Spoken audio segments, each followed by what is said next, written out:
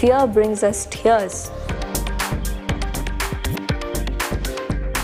Fear brings us agony and pain.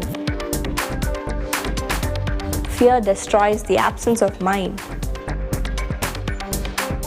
Fear destroys the peace in our heart.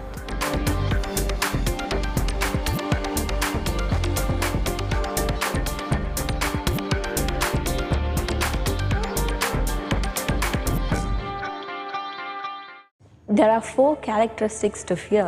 डर के 4 स्वभाव गुण हैं।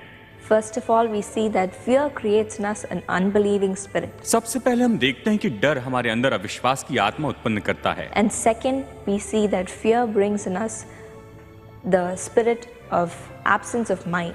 और दूसरी बात जो हम देखते हैं कि जो डर के कारण हमारे अंदर जो हम सही तरीके से निर्णय नहीं ले सकते हैं। And thirdly, fear brings in us tears in our life. तीसरी जो बात है वो है डर हमारे जीवन में हमारे आंखों में आंसू लेकर आता है। And finally, fear brings agony in our life. और अंत में यही कहूंगी कि जो डर है हमारे जीवन में केवल पीड़ा लाता Yes, है। my friends, these are the situations fear can create in us. हाँ मेरे दोस्तों, डर हमारे जीवन में यही परिस्थितियां बना सकता है, लाता है। But then how do you eradicate fear? लेकिन फिर हम इस डर को कैसे दूर कर सकते हैं? How do you overcome fear? हम कैसे इस डर के ऊपर जयवंत हो सकते हैं? Let's see the situations first. आइए सबसे पहले इन परिस्थिति को देखते हैं। In sad and harmful situations, how do you eradicate fear? डर और नुकसानदायी जो परिस्थिति है उसमें डर को कैसे मिटा सकते हैं? There's a beautiful incident in Matthew. मत्ती में एक बहुत ही सुंदर घटना बताई गई है। This was when Jesus was with his disciples. ये तब की बात है जब यीशु अपने चेलों के साथ में था। All day Jesus goes to different places and he heals and cures different people. पूरा दिन भर यीशु अलग अलग जगह पर फिरता और अलग अलग लोगों को बीमारी से चंगाई देता था।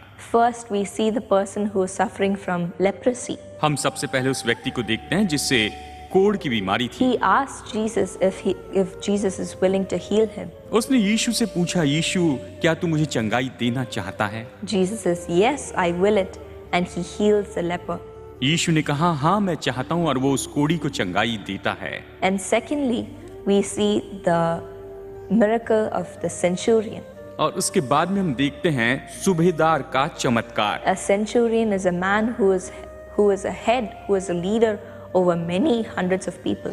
और सूबेदार तो एक ऐसा व्यक्ति था जो बहुत से लोगों के ऊपर में अधिकारी था। He crosses the path of Jesus. वो यीशु के मार्ग में सामने आता है। And he says, Lord, my servant is sick. और वो ये कहता है कि हे प्रभु, मेरा दास बीमार है। He is important to me, but now he is sick.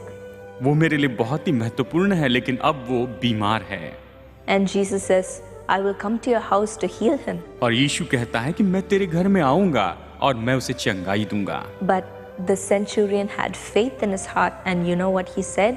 लेकिन इस सूबेदार के दिल में विश्वास था, और जानते हैं कि उसने यीशु से क्या कहा? He said, Lord, just one word is enough. उसने कहा, प्रभु यीशु, बस एक शब्द ही काफी है। When you say that one word, जब तू वो एक वचन कह देगा, my servant will be healed. मेरा दास चंगा हो जाएगा। The Bible says the Lord was stunned, Bible कहती है कि प्रभु इस बात को सुनकर चकित हो गया। looking at the faith of the man. वो इस व्यक्ति के विश्वास को देख रहा था। And just as the centurion had faith, the Lord just said one word and he was healed. और जैसे सूबेदार का विश्वास था, वैसे ही प्रभु ने बस एक वचन कहा और उसका दास चंगा हो गया। The disciples were there with Jesus. चेले जो है उस समय यीशु के साथ में थे। And thirdly, we see that Peter's mother-in-law was sick. और तीसरी बात हम देखते हैं कि पतरस की सास बीमार थी। She had a fever. उससे ज्वर हो गया था। But then Jesus came to Peter's house लेकिन उसके बाद जब यीशु पतरस के घर में आया and he just touched her और उसने उसे छू लिया and she was healed. और वो चंगी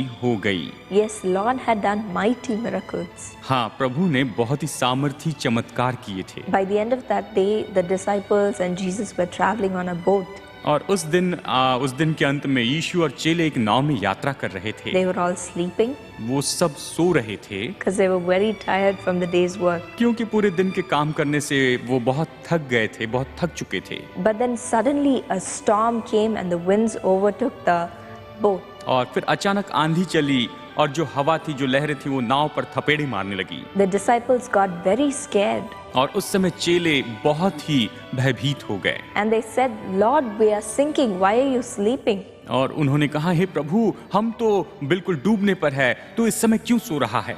The Lord got very angry and he stood up. और प्रभु उस समय बहुत ही क्रोधित हुआ और वो खड़ा हुआ। Jesus said, You of little faith, और यीशु ने खड़े होकर कहा कि हे अल्प विश्वासियों, why are you so afraid? तुम इतने भयभीत क्यों हो, क्यों डर गए हो?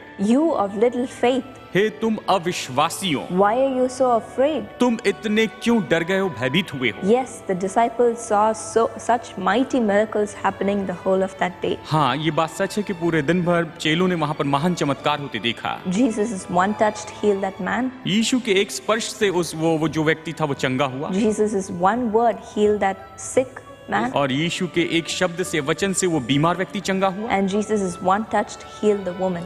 और यीशु के एक स्पर्श से वो स्त्री चंगी हो गई। Yes, he did mighty miracles. हाँ, उसने महान सामर्थी चमत्कार किए थे। And the disciples were with him by his side. और यीशु और के जो चेले थे वो उसके साथ में थे। Why didn't they believe him? उन्होंने उस पर क्यों विश्वास नहीं किया? Why were they consumed with fear? और इस समय वो इतने भयभीत क्यों हो गए थे? Yes, my friends, this happens in our lives too, doesn't it? हाँ मेरे दोस्तों, हमारे जीवन में भी ऐसा ही होता है, सच है ना? We know that Jesus is in our boat. हम जानते हैं कि यीशु हमारे साथ हमारी नाव में है। When we go through life, we know that Jesus is with us. जब हम जीवन में होकर जाते हैं तो जानते हैं कि यीशु हमारे साथ में है। But then when situations come, लेकिन जब परिस्थितियां आती हैं, when life happens, जब जीवन में ये सारी घटनाएं, ये सारी बातें होती हैं, sometimes fear fills our heart. कई बार डर हमारे दिल को भर देता है। Sometimes we too cry, Where have you gone, Lord? और कई बार तो हम खुद पुकार उठते हैं कि हे प्रभु, तू कहाँ चला गया है? Sometimes we also ask, Where is Jesus? कई बार हम खुद पूछते हैं कि यीशु तू कहाँ पर है? But my friend, there is one way to eradicate this fear. लेकिन मेरे दोस्तों, इस डर को दूर करने के लिए बस एक ही मार्ग है। Believe. विश्वास करें। Believe in the word of God. परमेश्वर के वचन में विश्वास करें। The Lord said, Fear not, I am with you always. प्रभु ने कहा, डर मत, मैं हमेशा तुम्हारे साथ हूँ। Just as He has promised, He has been with us always. जैसे उसने प्रतिज्ञा की है, वैसी वो हमेशा हमारे साथ में है। All you have to do is just believe that the Lord is with you. बस आपको इतना ही करना है, ये विश्वास करना है कि प्रभु आपके साथ में है। And when you believe, you will not have fear anymore. जब आप विश्वास करेंगे तो आपके अंदर में डर नहीं रहेगा। Yes, my friends, all you have to do is believe in the word of God. हाँ मेरे दोस्तों, आपको बस परमेश्वर के वचन पर विश्वास करना है। Believe in His promises.